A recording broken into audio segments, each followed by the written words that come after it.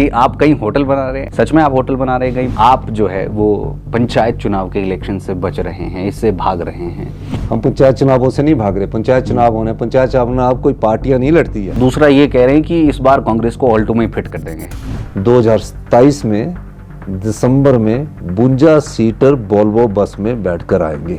Mission repeat तो हो चुका है। वीरभद्र सिंह जी ने भी मुझे कुर्सी एक बार ऑफर की थी, मैंने वो भी नहीं ली। बच्चों से जब आपने पूछा कि राधे राधे क्यों बोल रहे हैं, संत महाराज जी बोलते एक मुख्यमंत्री जी राधे राधे जी के बारे में पूछते। जी जी जी जी, एक वीडियो वायरल हो रहा है। वीडियो वायरल हुआ। आपको स्पेसिफिकली भाजपा ने सनातन विरोधी एक तरीके से बताया। सतपाल रायजादा ने अपने ही मंत्री को लेकर के बयान दिया, आप इस चीज को किस नहीं, उनका ये बयान गलत था। एक जयराम ठाकुर जी और जगत सिंह नेगी जी के बीच में जो चल रहा है आजकल, उसको लेकर क्या कहें? तो उसमें उसको जयराम जी को पिंच होता है।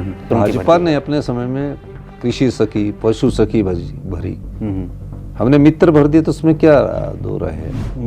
मित्रों की सरकार का मतलब ये है, चक्कर के बीजेपी के कार्यालय में 20 लोग बैठाए हुए हैं जिनका काम यही है कि सोशल मीडिया में झूठ फैलाओ। खुद भी झूठ बोलते हैं, सोशल मीडिया में भी रील्स बना के झूठ बोलते हैं। हिमाचल पहाड़ी भाषा में बोला जाता है और हिमाचल हिंदी भाषा में बोला जाता है। ये भी आप, मैं आउटसोर्स को कम करना चाहता हूँ। मुख्यमंत्री जी गरीबों की बात तो करते हैं, आम जनता की बात तो करते हैं, लेकिन हिम केयर जैसी योजना छीन ली गई है जनता से। हिम केयर एक बहुत बड़ा घोटाला है। असिस्टेंट स्टाफ नर्स की बात है, उसमें एंगेजमेंट बेसिस पर है 5 साल का। हाँ। उसके बाद सर उनका एक मतलब ये युवाओं के बीच में प्रश्न है कि उसके बाद हमारा देखो, वन मित्र भर्ती हो रहे हैं, रोगी मित्र भर्ती हो रहे हैं, इनकी भर्तियों आगे क्या होगा सर? इनका भविष्य आगे भविष्य में इनके लिए अच्छा ही होगा। फिर ये हिम केयर के फंड की क्यों बात करते हैं? अगर बंद होगी तो फंड किस चीज का है? अभी भी हम 20-20 करोड़ रुपया और दे रहे हैं। HRTC को लेकर बात करना चाहेंगे। हर महीने सर उनका कहना है कि हमें सड़कों पर आना पड़ता है। तो HRTC को अपने पांव पर खड़ा होने के लिए कुछ नीतिगत बदलाव करने की जरूरत है। वहां भी व्यवस्था परिवर्तन करने की जरूरत। चोट आज लगी है, जख्म आज हुआ है, मरहम पट्टी आज होनी है। 2 महीने हो गए, अभी तक पैसा नहीं आया है। मेरे खिलाफ तो जो बयानबाजी करनी करो। 1500 करोड़ रुपए का जो प्रधानमंत्री, देश के प्रधानमंत्री ने उसके, उसकी हमें पैसा तो दिलाओ। ठेकेदारों की बात की आपने सर, 10 तारीख तक का आश्वासन भी दिया है आपने जनवरी में। क्या उनके अकाउंट ऑफिसर और एक्शन के द्वारा फंसाई गई है कि छोटे अकाउंट के साथ वो बड़े पेमेंटें भी भेज देते हैं। जो केंद्र से पैसा आया है उसका सरकार ने सही तरीके से यूटिलाइजेशन नहीं किया। तो ये कहना कि हमने पैसे भर भर कर भेजे, तो बांट भी खुद देने थे। केंद्र सरकार की टीम ने पैसे भर भर कर भेजे, लेकिन मंडी में दर्द ज्यादा था। मुख्यमंत्री होने के नाते मेरा कोई जिला नहीं है, मेरे सभी जिले मेरे परिवार है। तो 7.19 का हिस्सा चंडीगढ़ की जो टेरिटरी चंडीगढ़ है उसमें हमारा भी बनता था। दो मुही बात करती है भारतीय जनता पार्टी। संपदा की लड़ाई है ये, कोई व्यक्तिगत लड़ाई नहीं है। 75 लाख लोगों की जो संपदा का धोन करके जो ये कंपनियां अमीर बनती जा रही है और प्रदेश को उस संपदा का अधिकार नहीं मिल रहा, उस लड़ाई को मैं लड़ रहा हूँ। आप जो है वो हमेशा ये जिक्र करते हैं कि फंड्स नहीं है हमारे पास, कि हमारे जो फैसले हैं वो आंवले के स्वाद की तरह है। थोड़े समय इसका स्वाद कड़वा रहेगा और बाद में ये मीठा। मंत्रिमंडल आता है, सरकारें आती है, सरकारें जाती है। प्रदेश हित के फैसले लेने से मैं कभी भी नहीं घबराता, इसलिए मैं प्रदेश हित के मैं फैसले ले रहा हूँ। हमने वाइल्ड फ्लावर हॉल का केस 23 साल बाद जीता और 300 करोड़ रुपया अपने किट्टी में जमा करवाया। कि आप जो है वो सेक्रेटरीट में जो है वो सेक्रेटरी किन्हीं और को यहाँ पर लगा दे रहे हैं। अगर कोई सेक्रेटरी अच्छा काम नहीं करता और दूसरे विभाग का, चाहे फॉरेस्ट का, चाहे पुलिस का, और अच्छा काम करने की क्षमता रखता है, उसको हम डिपार्टमेंट में लगाएंगे। जी, CS और DGP पर पूछना चाहूँगा कि एक्टिव क्यों लगाए हैं, क्यों स्थायी तौर पर आप एडिशनल चार्ज दिया है? तो अच्छा काम किया ना, देखेंगे उनका काम की परफॉर्मेंस कैसी है, फिर उनको पक्का करेंगे। मुझे 3 वर्ष के कार्यकाल में 3 सबसे बड़ी चुनौतियों का सामना करना पड़ा। नमस्कार, लाइव टाइम स्ट्रीम में आप सभी का स्वागत है। मैं मनोज ठाकुर। हिमाचल प्रदेश सरकार को कल 3 साल होने को आए हैं। 11 दिसंबर 2022 को हिमाचल प्रदेश में एक आम परिवार से संबंध रखने वाले नेता ने रिज मैदान पर शपथ ली थी। हम बात कर रहे हैं हिमाचल प्रदेश के मुख्यमंत्री ठाकुर सुखविंदर सिंह सुक्खू जी की। और आज जब 3 साल पूरे होने को आए हैं, विशेष बातचीत के लिए हमारे साथ यहाँ पर मौजूद है। दिल खोलकर हम बातचीत करेंगे, पिछले 3 सालों में क्या हुआ, विपक्ष के क्या आरोप है और किस तरीके से आगे सरकार काम करेगी, इन सभी पॉइंट्स पर हम बातचीत करेंगे। लाइव टाइम स्ट्रीम में सर हम आपका बहुत बहुत स्वागत करना चाहेंगे। धन्यवाद जी, बहुत बहुत शुक्रिया सर। बहुत सारे सवाल हमारे जहन में हैं सर, और हमें उम्मीद है कि आप दिल खोल कर उनका जवाब देंगे। सबसे पहला सवाल आपसे यही है कि सरकार को 3 साल होने को आए हैं, 3 साल का आपका कार्यकाल कैसा रहा, और यदि आप कोई 2 या 3 बड़ी उपलब्धियों के बारे में बात करें? देखिए, 3 साल हमारी सरकार को कल पूरे होने जा रहे हैं। जी निश्चित रूप से मुख्यमंत्री बनने के बाद जब मैंने अधिकारियों की बैठक ली जी तो मैंने उस व्यवस्था को समझा, और उस व्यवस्था को समझते हुए मुझे कई कानून बताए गए, कई नियम बताए गए। जी और जब प्रदेश में आपदा आई, जी उस समय मैंने आपदा प्रभावित दौरों का दौरा किया। जी हर परिवार, हर जहाँ भी आपदा आई 23 में मैं वहाँ गया। हम्म, इसकी वर्ल्ड बैंक वालों ने भी हमारी प्रशंसा की, पूर्व मुख्यमंत्री शांता कुमार जी ने भी हमारी प्रशंसा की। जी लेकिन जब राहत देने की बात आई जी तो मैं अधिकारियों की बैठक ले रहा था, हम्म, जो IAS ऑफिसर्स थे। जी उस बैठक में मुझे पता लगा कि हम आपदा प्रभावित परिवार जिनके पूरे के पूरे घर चले गए, जी और उनको राहत के रूप में हम प्रधानमंत्री आवास योजना के तहत सिर्फ 1,50,000 रुपये ही दे सकते हैं। जी उसमें 1,30,000 रुपया केंद्र सरकार से आता है और 20,000 रुपया राज्य सरकार देती है। जी मैंने अधिकारियों से पूछा कि 1,50,000 में तो एक कमरा तक नहीं बनता, जी और जिस परिवार का, जिसने कभी कल्पना भी नहीं की थी कि इतनी अत्यधिक बारिश होगी और उसका घर जी पूरा का पूरा बह जाएगा, घर के अंदर की वस्तुएं पूरी बह जाएगी, और उसकी मेहनत की कमाई जो उसने एक घर मकान बनाने के लिए लगाई रखी होती है। जी। हिमाचल प्रदेश में एक बड़ी मुश्किल से दिन रात की मेहनत की कमाई से एक घर बनता है, जी या एक और घर बनता है, 2 घर हो सकते हैं। बिल्कुल। लेकिन किसी का एक घर है और पूरी उसने कल्पना नहीं की कि किसी रात उसका पूरा घर तबाह हो जाएगा। स्कूल के बच्चों के पढ़ने की किताबें तक नहीं बचेगी, बर्तन तक नहीं बचेंगे।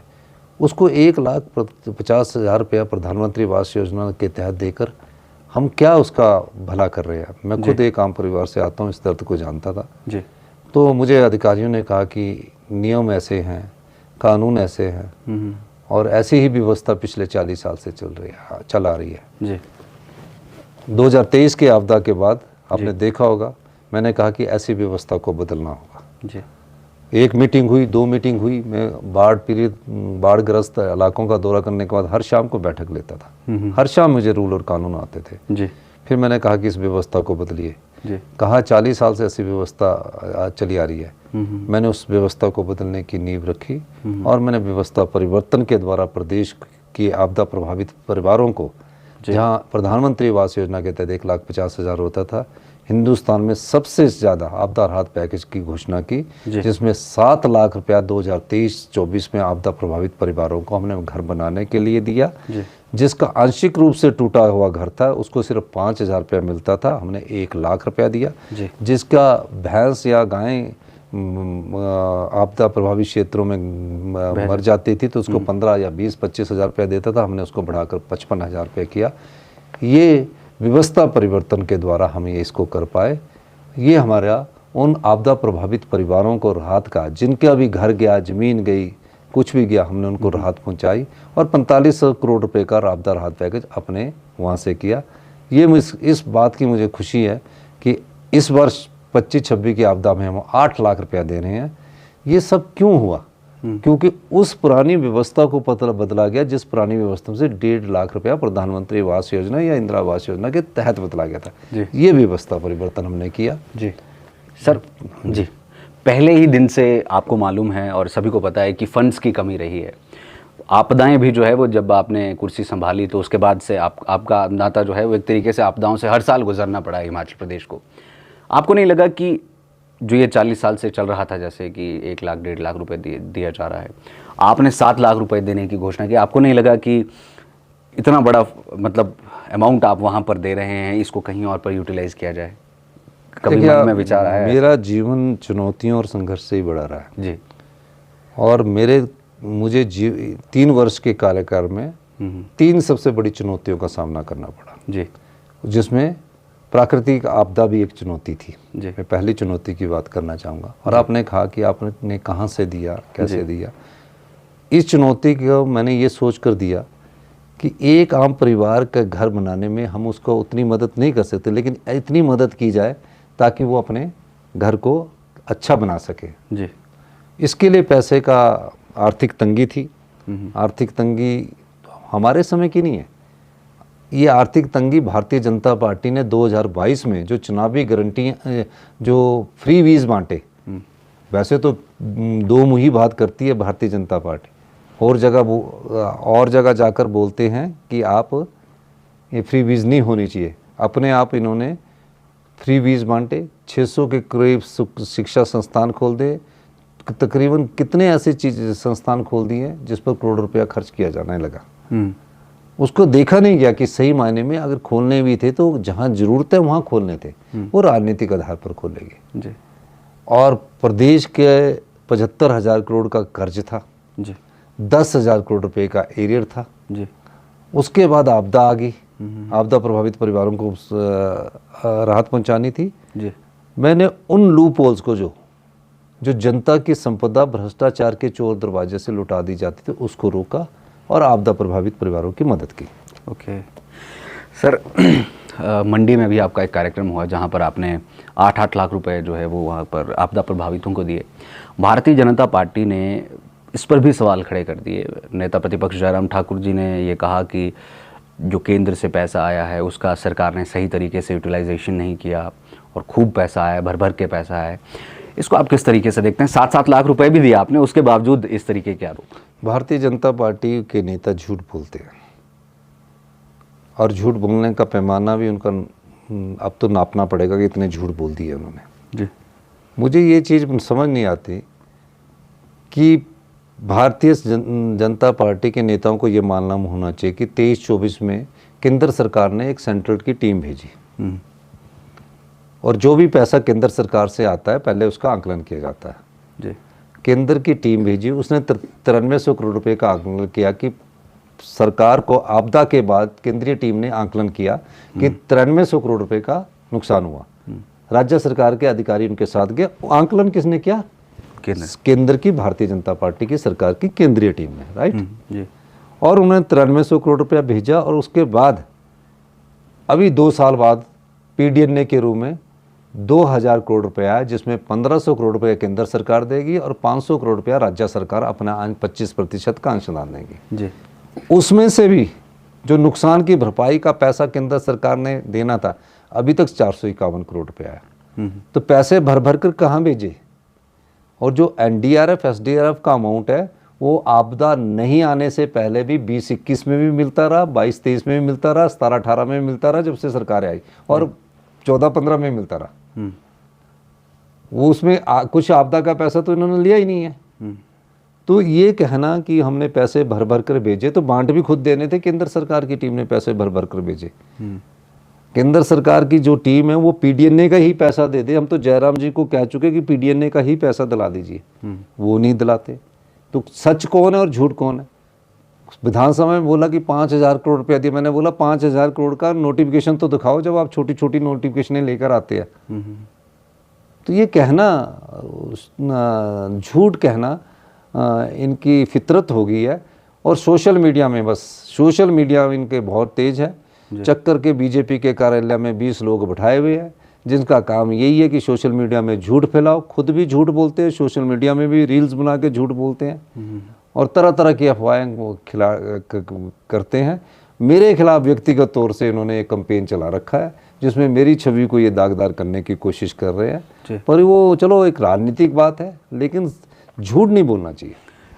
आप केंद्र से क्या उम्मीद करते हैं सर आपदा के पैसों को लेकर? मैं तो केंद्र से ये उम्मीद करता हूँ कि प्रधानमंत्री मोदी जी ने 1500 करोड़ रुपए की घोषणा की है। चोट आज लगी है, जख्म आज हुआ है, मरहम पट्टी आज होनी है। 2 महीने हो गए अभी तक पैसा नहीं आया है। भारतीय जनता पार्टी के नेता, अगर भारतीय जनता पार्टी का पूरा विधायक जल्द जाकर जो विधानसभा में बहुत बड़ी बड़ी चर्चाएं करता है, 2-2 दिन तक चर्चा करता है, नियम 62 के तहत प्रस्ताव लाता है, वही जाके ये 1500 करोड़ रुपया ले आया है, तो मैं इनका भी धन्यवाद करूंगा कि आप जो प्रदेश में आपदा प्रभावित परिवार है, जिन परिवारों की ज़मीन चलेगी, जिन परिवारों के घर चले गए, जिन परिवारों के पशु चले गए, भेड़ बकरी चलेगी, उनके लिए तो कम से कम जाओ। मेरे खिलाफ तो जो बयानबाजी करनी करो। 1500 करोड़ रुपए का जो प्रधानमंत्री, देश के प्रधानमंत्री ने उसकी हमें पैसा तो दिलाओ। वो भी नहीं दिला पाते, सिर्फ बयानबाजी करने में सबसे आगे है। सोशल मीडिया में किसी प्रकार की रील बनाने में बहुत ज़्यादा आगे है। सर, मैं इन्हीं फंड्स को लेकर बातचीत करना चाहूँगा कि ये सबको मालूम है कि फाइनेंसिस के जो है वो थोड़े बहुत इश्यूज़ है। कैसा एक मुख्यमंत्री के तौर पर चीज़ें रहती है सरकार चलाना है इतने टाइट उसमें? मैं ये कह सकता हूँ, आर्थिक चुनौती भी आई। प्रदेश पर 75,000 का कर्ज छोड़कर जयराम ठाकुर जी की सरकार गई। 10,000 करोड़ रुपए का एरियर 6th पे कमीशन का सरकारी कर्मचारी और पेंशन भोगियों का छोड़कर चली गई। हमसे तकरीबन 50,000 करोड़ रुपया उनको ज़्यादा मिला और उन्होंने प्रदेश की संपदा को लुटाया। हमारी आर्थिक स्थिति कमज़ोर होने के बाद भी मुझे आज ये खुशी है कि जो व्यवस्था परिवर्तन के द्वारा हमने आर्थिक स्थिति को अच्छा किया है, उसके परिणाम इस दिसंबर और जनवरी में आने शुरू हुए। भारतीय जनता पार्टी को जो केंद्र सरकार से रेवेन्यू डेफिसिट ग्रांट मिलता है, सेंट्रल और स्टेट टैक्सेस का 1 शेयर भारत सरकार हमें आरडीजी के रूप में देती है जी। उस आरडीजी के रूप में इनको 11,000, 10,000 और 8,000 करोड़ मिले, हमें 6,000 और 3,200 करोड़ मिले जी। पिछली बार जब हमें 6200 करोड़ मिले थे तो हमने 7 दिन सरकारी कर्मचारी एम्प्लॉयज़ की ट्रेजरी को सेटल करने के लिए, हमने उसको रेगुलेट करने के लिए 7 दिन पे बंद हुई थी। पूरे नेशनल मीडिया में हमारे खिलाफ बहुत चला जी। आज हमें पिछले साल से 3,000 करोड़ रुपया कम मिल रहा है। मुझे खुशी है कि जिस फिस्कल डिसिप्लिन की बात मैंने की थी, जिस फाइनेंशियल प्रूडेंस की मैंने बात की थी, उसका फ़ायदा अब राज्य सरकार को होने लगा है। आज 3,000 करोड़ कम होने के बाद भी हम सरकारी कर्मचारी की पे पेंशन, जो कि 1 महीने की 2,200 करोड़ रुपया बनती है और साल की 25,000 करोड़ रुपया बनती है, वो हम देने में सफल हो रहे हैं।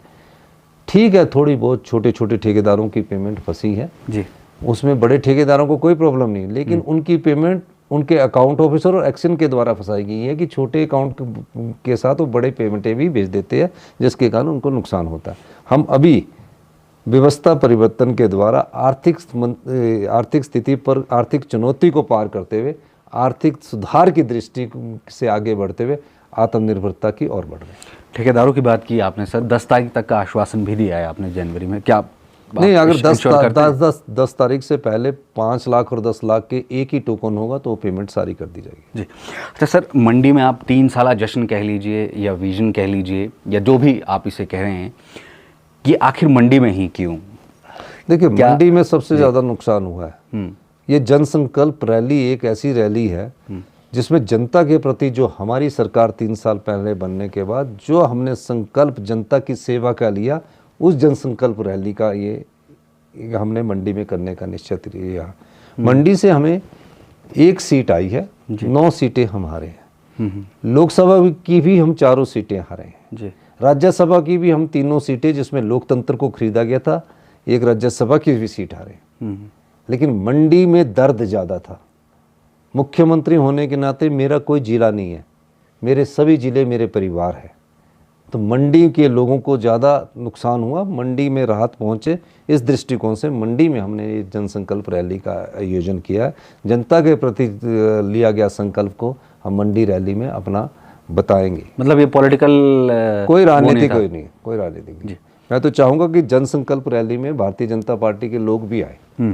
अच्छा सर, अभी कुछ दिन पहले एक चीज़ बड़ी वायरल हुई थी, जब आप अमित शाह जी से मिलने गए थे और नॉर्थ के जो है वो बहुत सारे चीफ मिनिस्टर्स वहाँ पर मौजूद थे। हिमाचल प्रदेश के हिस्से की बात आपने चंडीगढ़ में की कि चंडीगढ़ में हिमाचल प्रदेश का कुछ % हिस्सा है। बहुत पहले ये बात उठी थी, उसके बाद ठंडे बस्ते में चली गई। अब फिर से आपके कार्यकाल में ये बात उठी है। ये अल्टीमेटली क्या है, ये कौन से हिस्से की हम बात कर रहे हैं? देखिए, राज्य को अपने अधिकारों की लड़ाई भी लड़नी चाहिए जी। मुझे मुख्यमंत्री की कुर्सी मिली तो इसका मतलब नहीं कि मैं 5 साल देखूं और उसके बाद जनता की अदालत में जाऊं जी। राज्य की संपदा को बचाने के लिए और राज्य के अधिकार की लड़ाई मेरे मन में पहले दिन से, और मैं उस लड़ाई को लड़ रहा हूँ जी। 1966 के पंजाब रीऑर्गेनाइजेशन एक्ट के तहत हम पंजाब से अलग होकर जब हिमाचल में बने जी। तो उसके एसेट्स में भी हमको हिस्सा मिलना चाहिए था, जितनी जनसंख्या हमारी पंजाब से वापस हरियाणा महापंजाब से वापस आई। जी। तो 7.19 का हिस्सा चंडीगढ़ की जो चंडीगढ़ है उसमें हमारा भी बनता था। उस समय हम 1971 में जब हिमाचल बना तो इसलिए खुश हुआ कि हम हिमाचल अलग प्रदेश बन गया। एसेट्स और लाइबिलिटीज, एसेट जो थे वो हमें मिले नहीं जी। उस अधिकार की लड़ाई हम लड़ रहे हैं। हमें अपना अधिकार चाहिए और हम चाहते हैं कि हमें अपना अधिकार मिलना चाहिए। बातचीत और संवाद के द्वारा हम उस अधिकार की लड़ाई लड़े हैं और नॉर्दर्न जोन काउंसिल की बैठक में मैंने ये मुद्दा उठाया। तो वहाँ से क्या रिस्पांस मिला सर? वो अब उनको मुद्दा रखा है। दूसरी बात, एक बात और मैं कहना चाहता हूँ जी। ये इसके अलावा जी। कि हमारी जो संपदा है उसका बहुत ज़्यादा शोषण हुआ है। ठीक है, हम गरीब प्रदेश थे, धीरे धीरे हमारे संपदा से बड़े बड़े public sector unit SJVNL, NTPC, NHPC तो अमीर होते जा रहे हैं जी। और हम लोग गरीब होते जा रहे हैं। फिर भी हम लोगों ने मेहनत की। आज प्रदेश में वो गरीबी नहीं है जो पहले 50 साल पहले हुआ करती थी। आज शिक्षा के क्षेत्र में हम हिंदुस्तान में नंबर 1 हैं। तो हम हर चीज़ में आगे आते गए, लेकिन हमारी जो संपदा है उसमें हमें जिसका आप दोहन कर रहे हैं पानी, जो कि एक रॉ मटेरियल है जी। और उस रॉ मटेरियल से बनने वाली बिजली एक फिनिश गुड है। उस पानी की में हम बोलते हैं कि आपने 12% फ्री रॉयल्टी की बात की है। जब आपका प्रोजेक्ट फ्री हो जाए तो आप 50% की रॉयल्टी हमें दीजिए और 40 साल बाद उस प्रोजेक्ट को वापस कीजिए। जी। हम ये हक मांग रहे हैं। ये आम जनता नहीं इसको समझेगी, जी। लेकिन जब ये हक हमें मिल जाएंगे तो हमारी जेब में बहुत पैसा आएगा और हम 75 लाख की जनसंख्या का अच्छा काम कर सकते हैं। जी।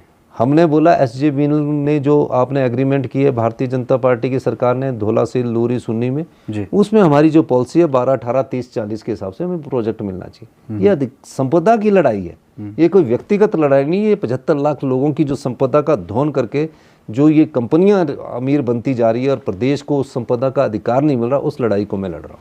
BBMP का क्या स्टेटस है सर? BBMP में देखिए हमने बोला है कि अगर आपने, अब मैंने थोड़ा सा दिल्ली में कहा है कि हम किशाऊ डैम तब बनने देंगे जब हरियाणा गवर्नमेंट सुप्रीम कोर्ट के ऑर्डर को इम्प्लीमेंट करेगी कि हमें 7.19% का जो एरिया है उसमें आप हमारी मदद करेंगे। उसमें अड़चन कभी पंजाब अड़ाता है, कभी हरियाणा अड़ाता है। जी सर, आप पर एक बहुत बड़ा मैं आरोप ही कहना चाहूँगा। आरोप ये है कि आप जो है वो हमेशा ये जिक्र करते हैं कि फंड्स नहीं है हमारे पास, और इससे कई बार जो है वो आपके आसपास के लोग भी जो है वो नाराज़ इससे हो जाते हैं कि फंड्स की बात जो है वो हमेशा होती है, आपका हाथ इसमें टाइट रहता है। इस आरोप में कितनी सच्चाई है? क्या ऐसा है कि आप हमेशा हाथ टाइट रखते हैं? नहीं, ऐसा है कि फंड्स नहीं है, ये गलत है। फंड्स का सही सदुपयोग हो उस दृष्टिकोण से मैं बात करता हूँ जी। और हमने अपनी योजनाओं को केंद्रित किया, उसमें कोई फंड्स की कमी नहीं है। मैं हेल्थ सेक्टर में फंड्स की कोई कमी नहीं रख रहा जी। हेल्थ सेक्टर में सरकारी हॉस्पिटल्स में और अदर स्वास्थ्य संस्थानों में गांव के आम नागरिक जाते हैं, किसान जाता है, गरीब आदमी जाता है, मजदूर जाता है। उन संस्थाओं को अच्छा मजबूत करें ताकि उनको सही समय पर इलाज मिले। शिक्षा क्षेत्र में हम फंड की कोई कमी नहीं है। ग्रामीण अर्थव्यवस्था को मजबूत करने की कोई कमी नहीं है।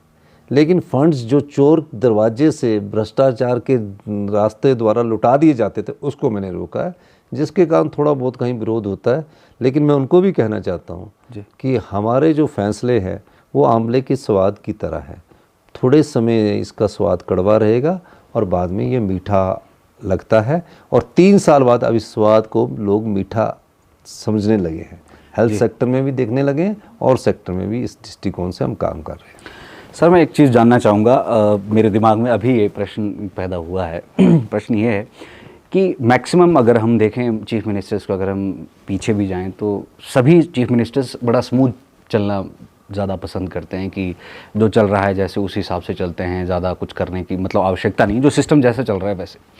आप ने बड़े बड़े जो है वो फैसले कुछ लिए हैं, चाहे एयरपोर्ट विस्तारीकरण की बात हो या ज़ू बनाने की बात हो या बड़े बड़े ऐसे कुछ फैसले हैं, तो आपको नहीं लगता कभी कभी आपको ऐसा महसूस नहीं होता कि अगर मैं भी स्मूथ में ही चलूं या ज़्यादा एफर्ट्स या ज़्यादा एक्स्ट्रा चीज़ें ना करके स्मूथली चलूं तो सब कुछ ठीक ठाक होगा या बढ़िया होगा या बेहतर होगा? देखो, आपने ये 2 चीज़ें गिनाई, इसके अलावा जो फैसले हमने शिक्षा के क्षेत्र में लिए, हेल्थ के क्षेत्र में लिए, हर क्षेत्र में लिए, जी जी बिल्कुल, जिसका कई लोगों को विरोध लगता है, आपकी बात सही है। मैं भी चाहता तो 5 साल ऐसे ही चलता जैसे पीछे से सरकारें चली आ रही है। उसी व्यवस्था को तो बदलने के लिए हमने कहा है, उस सिस्टम को बदलने के लिए हम आए हैं। हम व्यवस्था परिवर्तन के लिए आए हैं, हम सत्ता के लिए नहीं आए हैं। हम सत्ता के द्वारा व्यवस्था परिवर्तन कर रहे हैं, जहाँ आम नागरिक को सरकारी योजनाओं का लाभ मिले, जहाँ गरीब को उसकी पहचान मिले, जहाँ अनाथ बच्चों को उसका सहारा मिले, जहाँ विधवा बहनों की पढ़ाई की, बच्चों की पैसों की अड़चन ना आए, और उस व्यवस्था को परिवर्तन करने आए। जहाँ आम परिवार का बच्चा हायर एजुकेशन लेना चाहता हो, उसे 1% ब्याज पर शिक्षा में हिमाचल प्रदेश में पढ़ने के लिए और बाहर पढ़ने के लिए 20 लाख रुपए लोन की सुविधा हिमाचल प्रदेश की सरकार दे रही है।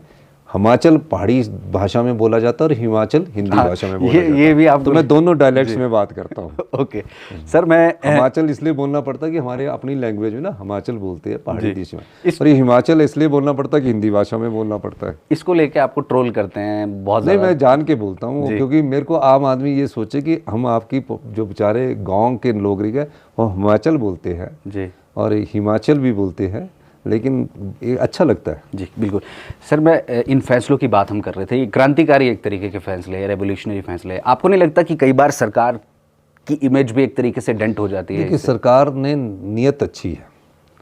ये फैसले हिमाचल प्रदेश को सेल्फ रिलायंट, आत्मनिर्भर बनाने के लिए है। मैंने कई बार कहा है, आपने कई भाषणों में सुना है, 2032 तक हम हिमाचल प्रदेश को हिंदुस्तान का सबसे समृद्धशाली और अमीर राज्य बनाएंगे।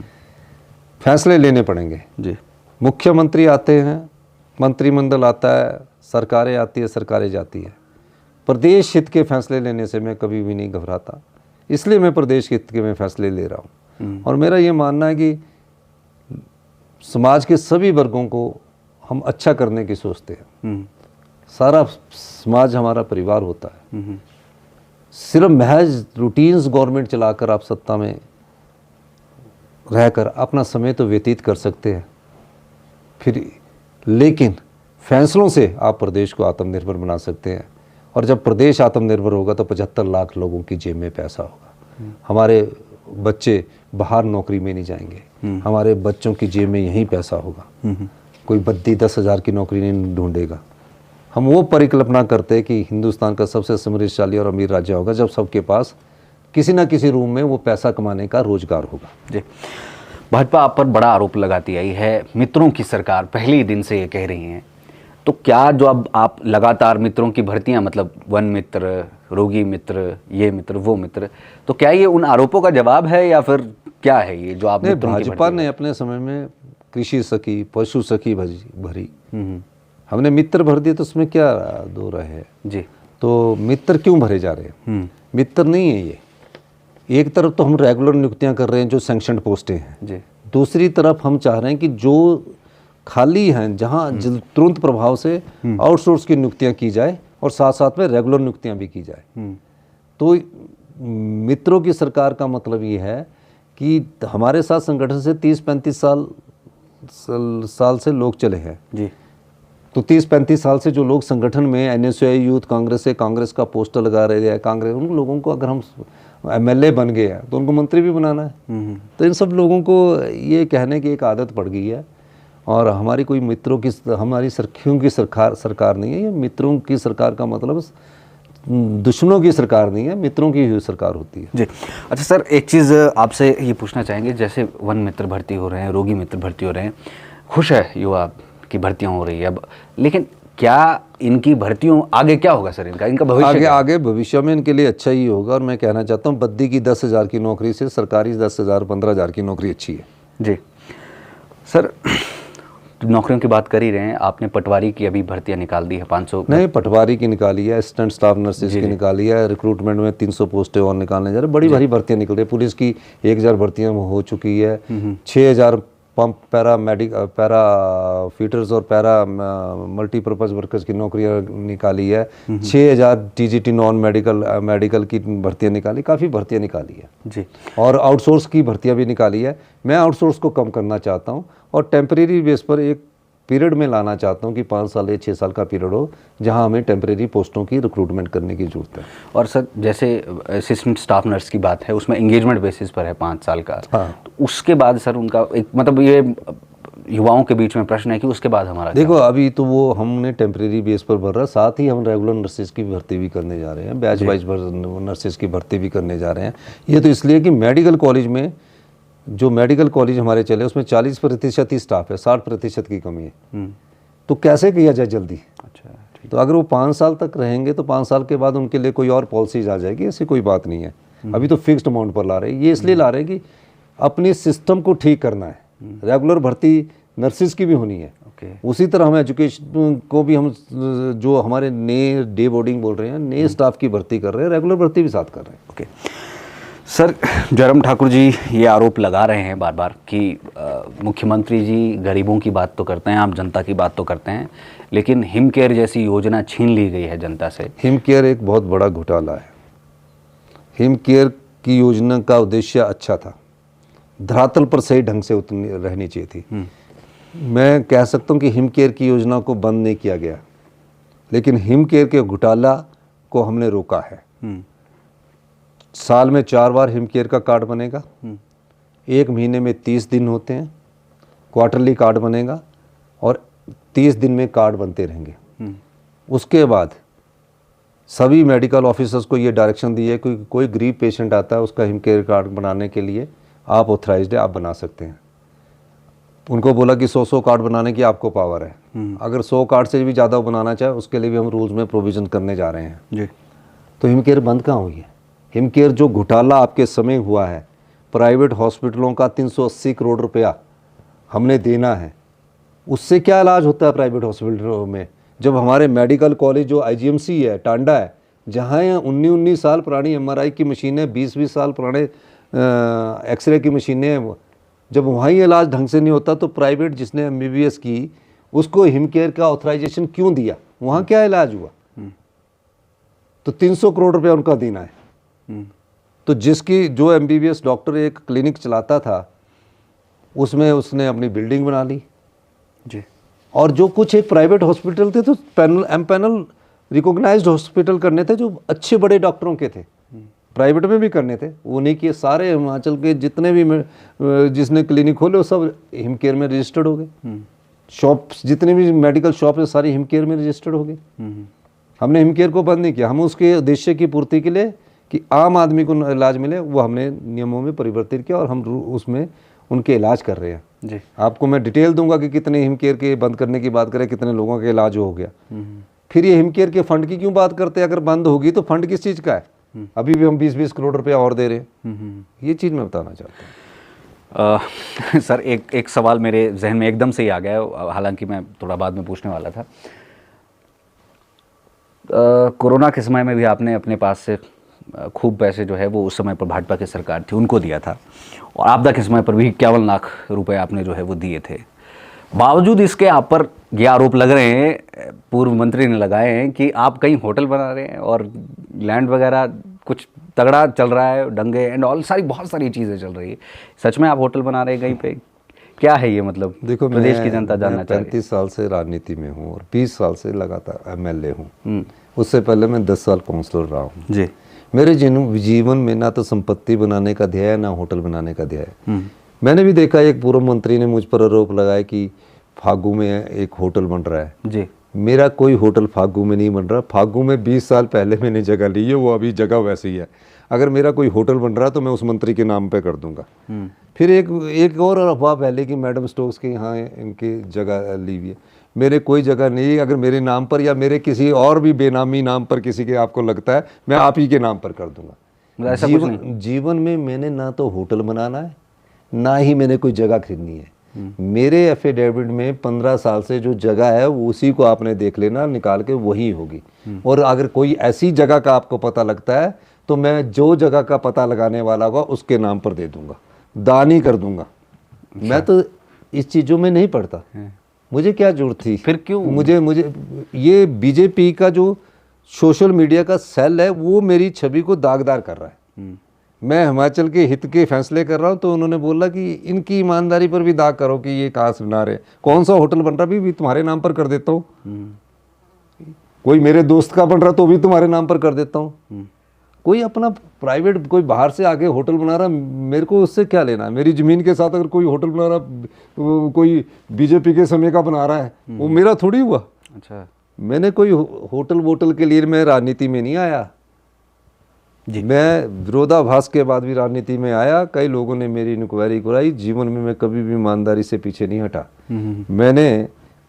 जब मैंने कोरोना स्टार्ट हुआ, जयराम जी मुख्यमंत्री थे, तो मुझे क्या पता था कि मैंने मुख्यमंत्री बनना है।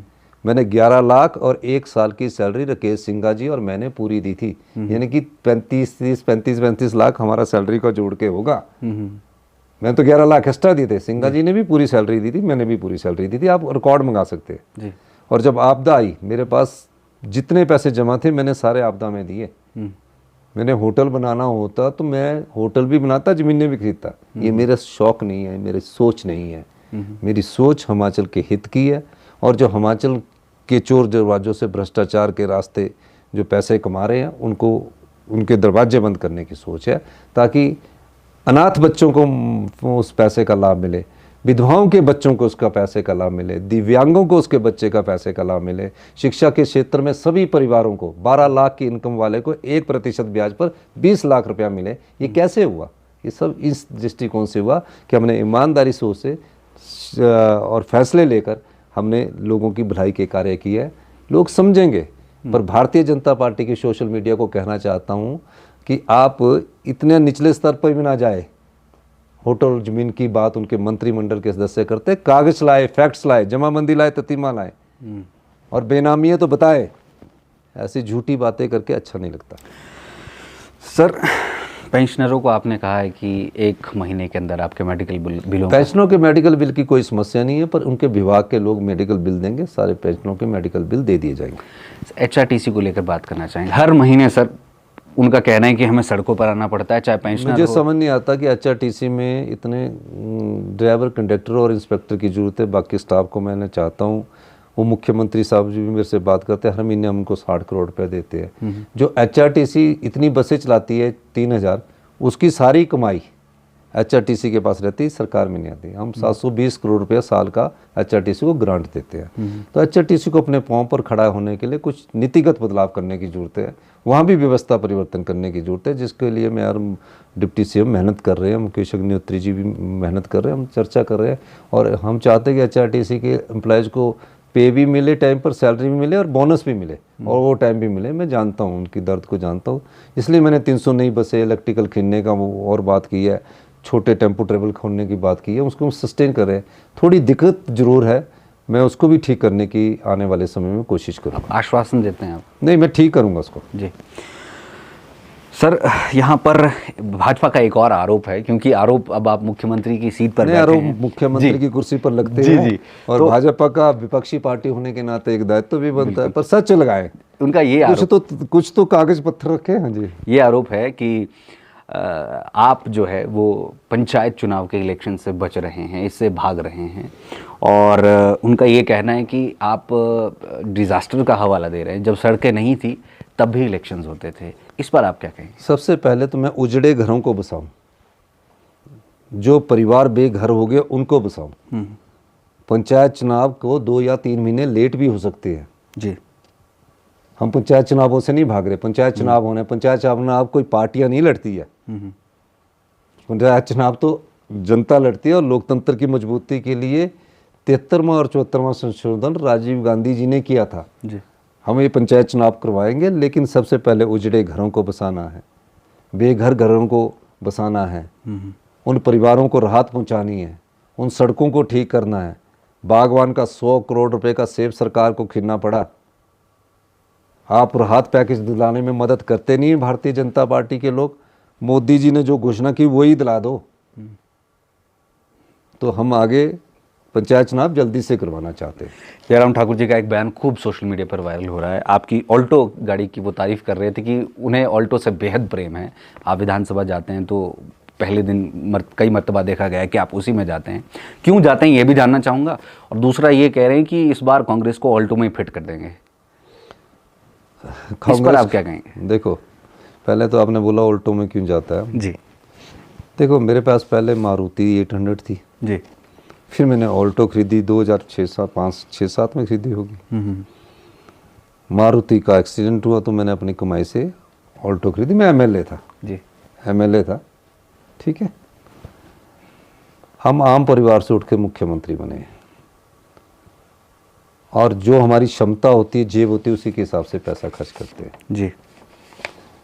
ऑल्टो में मैं ये जानता हूँ कि मैंने जितना जीवन में, राजनीतिक जीवन में, मैं राजनीतिक जीवन में 35 संघर्ष भी देखा है, लोगों के साथ रहकर उनका दुख भी देखा है, दुख भी बांटा है, और छात्र जीवन से राजनीति में रहा हूँ। तो ऑल्टो में मैंने 3 बजट दिए, तो आम आदमी से संबंधित बजट दिए हैं, आपने उसमें देखना है। पहले चुनावों से पहले आंगनवाड़ी का मानदेय बढ़ा दिया जाता था, चौकीदारों का बढ़ा दिया था चुनाव जीतने। मैंने हमेशा, जब से हमारी सरकार आई है, सबका मानदेय बढ़ाया है, और इसको मैं बढ़ाता हूँ कि आम परिवार के व्यक्ति के पास पैसा आना चाहिए। हम आम परिवार से उठ के आए हैं जी। आम परिवार का मतलब है कि आम जिंदगी को हमने जिया है। ऐसा नहीं हमारे पास ज़मीन भी थी, जायदाद भी थी, लेकिन हम आम जिंदगी में हम जब आगे बढ़ते हैं जी, तो हमें ये चीज़ देखनी पड़ती है कि हमें कौन सी चीज़ को आगे लाना है। अनाथ बच्चों क्या दर्द हमने समझा, कोई अनाथ बच्चे हमसे मांग करने नहीं आए। विधवा माताओं बहनों का दर्द हमने समझा, उनकी पढ़ाई का, हमसे मांग करने नहीं आए जी। कोई मांग करने नहीं आया। हॉस्पिटल्स में कोई डॉक्टर हमसे मांगने नहीं आया कि रोबोटिक सर्जरी दे दो, एमआरआई दो, क्योंकि खुद बीमारी हुई तो हमने समझा कि आम आदमी को कितनी दिक्कतें होती है। आज लेटेस्ट टेक्नोलॉजी हम लेकर आए, और मैं ये कहना चाहता हूँ कि एम्स के बराबर का हम मेडिकल ये बनाएंगे, अपने 5 मेडिकल कॉलेज को करेंगे। उस दिशा में हमने काम करना शुरू कर दिया। अब ये कहना कि हमारे फैसले ऐसे है कि हम ऑल्टो में ही आएंगे, तो मैं ये कहूँगा जयराम जी को, आपने हमारे 9 एमएलओ को खरीदा, आपकी पार्टी ने जी, और राज्यसभा का हम चुनाव हार गए, हमारी सरकार माइनॉरिटी में आ गई जी। आप 8:30 बजे गवर्नर साहब के पास शपथ लेने के लिए तैयारी करने लगे अपने विधायकों के साथ। वो गवर्नर साहब के पास फोन गए, आपके पास वीडियो क्लिपिंग होगी, 8:30 होगा या 9 बजे होगा, टाइम होगा जी, या 7 बजे होगा, कुछ भी होगा।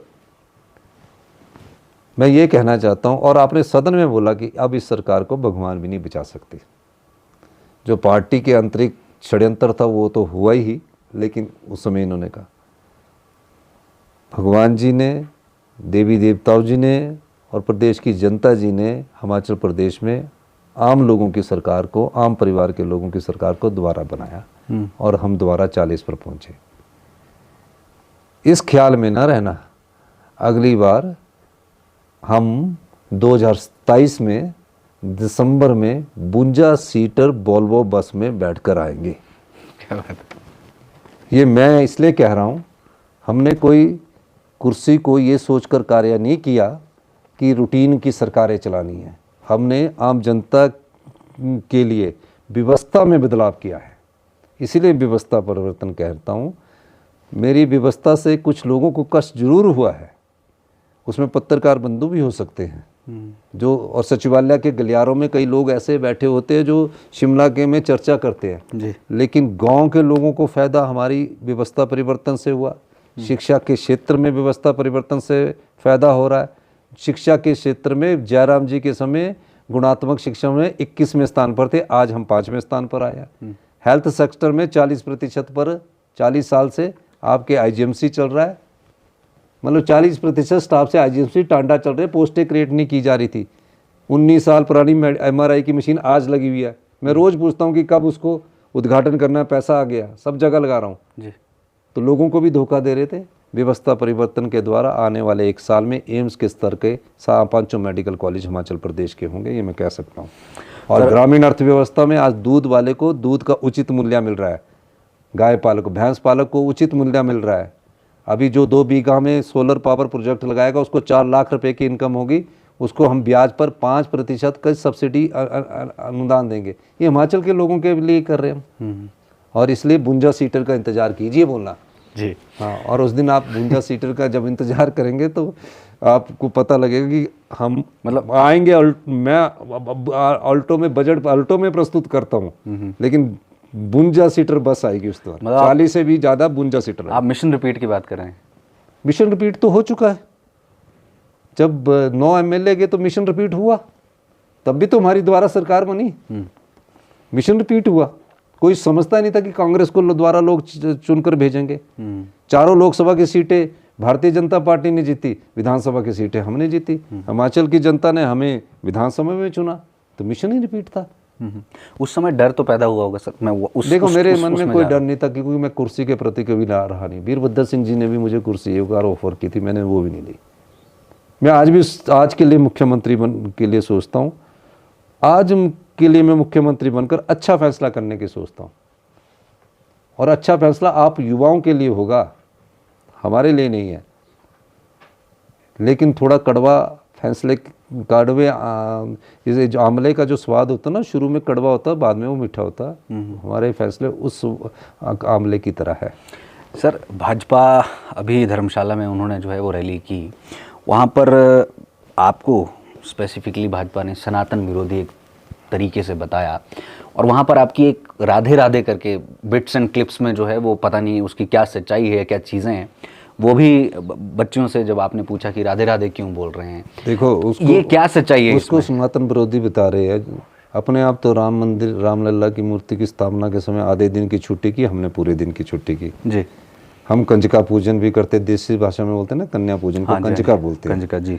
और हम गोवर्धन पूजा भी करते हैं। सारे त्यौहार हम अपनी संस्कृति, हिंदू संस्कृति के साथ से मनाते हैं। सभी धर्मों का सम्मान भी हम लोग करते हैं। अब बच्चे सवेरे सवेरे मतलब बोल रहे, उन्होंने सबने छोटे छोटे बच्चों ने राधे राधे, मैं बोला राधे राधे का अर्थ क्या होता बेटा, क्योंकि राधे राधे हमारे कृष्ण भगवान जी की से संबंधित है, तो उनको समझाने के लिए बोला। अच्छा, ठीक है।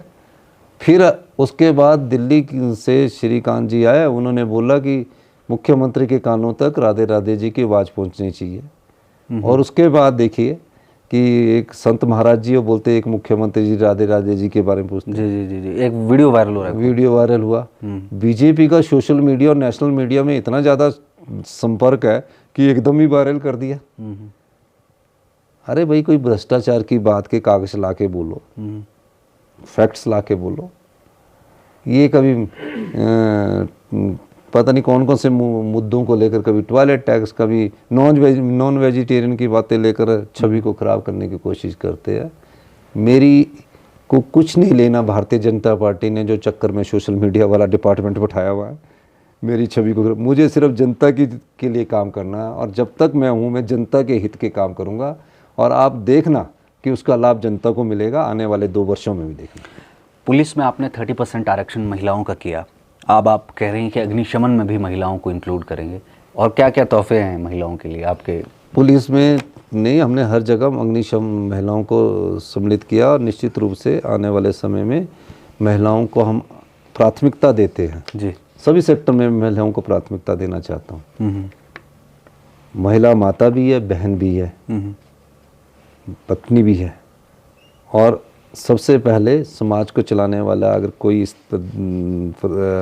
है तो महिलाएं हैं जी, जो संस्कृति भी देती है, संस्कार भी देती है। आपने देखा हमारी सरकार महिलाओं के प्रति संवेदनशीलता रखती है। हिंदुस्तान में पहला एक ऐसा डिस्ट्रिक्ट लाहौल स्पीति बनाया जहाँ सारी शक्तियाँ महिलाओं के अधिकार क्षेत्र में दे दी गई, लेकिन लाहौल स्पीति की महिलाओं को अधिकार क्षेत्र से वंचित रखा गया है। उस दृष्टिकोण से भी हमारी सरकार कार्य कर रही है। तो हमारी सरकार महिलाओं के प्रति संवेदनशील है, और वहाँ हर फील्ड में उनको आगे लाना चाहती है। मुझे अभी एक सतवंत अटवाल जी ने बताया, डीजीपी थी, कि फायर में महिलाओं पर रोक लगाई, मैंने उस नियम को भी बदल दिया है।